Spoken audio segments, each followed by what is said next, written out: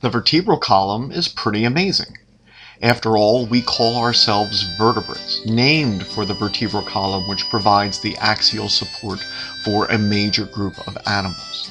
It forms from a number of separate elements, beginning as cartilage, and then these elements are gradually fused and convert themselves to bone after forming around a more primitive structure known as the notochord, which is still retained as part of the intervertebral discs. These vertebrae are individually amazing. The atlas, the first cervical vertebra, supports the entire skull. No other bony support for the skull exists, and it is the articulation between the occipital condyles of the occipital bone and the superior articular facets of the atlas, which we use when we nod our heads yes. The atlas does not possess a body.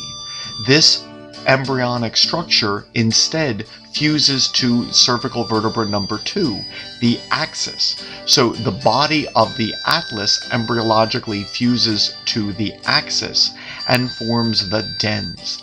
It is the rotation of the atlas, C1, around the axis and its dens, C2, which we utilize when we shake our heads no.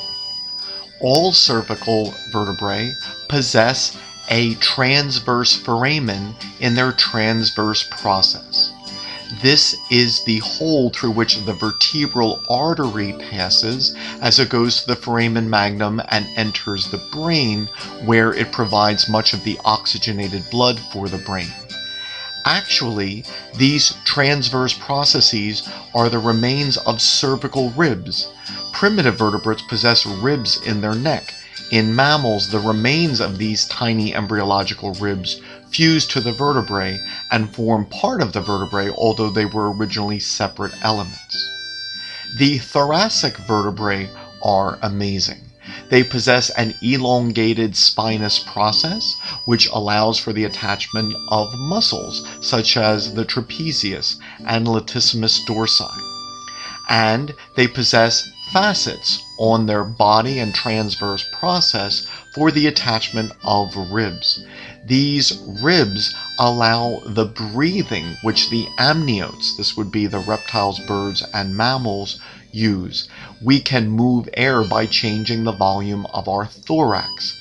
There are 12 pairs of ribs and 12 thoracic vertebrae. One pair of ribs attaches to each thoracic vertebra. The lumbar vertebrae support more weight than the other single vertebrae, so therefore they are stouter and more robust. They possess spinous processes for the muscle attachments of the latissimus dorsi and other muscles. And they once possessed ribs. The lumbar vertebrae possess ribs in reptiles, for example. Mammals, however, lose these ribs so that the diaphragm muscle can push down on the viscera so that the guts can protrude outwards when we take a deep breath. This allows the mammals to move more oxygen in each breath than a reptile can. So the loss of lumbar ribs was a defining feature in the ancestors of mammals, allowing them to take in more oxygen. The sacrum attaches to the hips and allows the vertebral column to be supported by the legs. Without a sacrum, the legs would not be able to support the weight of the rest of the body. 5 separate sacral vertebrae fuse to form this solid structure. The sacrum gets its name because it was once called the sacred bone. It is not known why it was called the sacred bone, although thoughts range from, because it is so compact and dense, it would be one of the last bones to decompose, and perhaps some believed that when the body is reconstituted in the afterlife, it would have to be reconstituted from the remaining portions of one's original body which had not yet decomposed.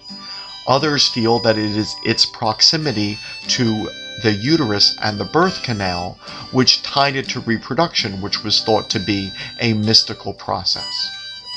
Finally, a series of small vertebrae known as the coccygeal vertebrae 3 to 5 of these, although the number is typically 4, fuse to form a solid structure known as the coccyx. Most vertebrates possess a tail. However, when the apes began to move upright, a problem was that there was little support for the organs of the pelvic cavity, and so thus this would limit upright swinging or upright walking.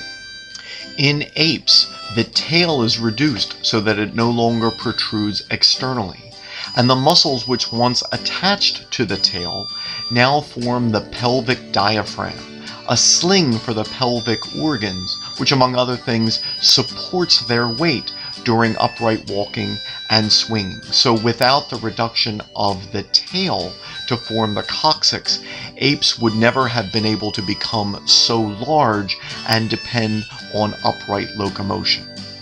All of the vertebrae are truly amazing. Which do you think is the most amazing vertebra?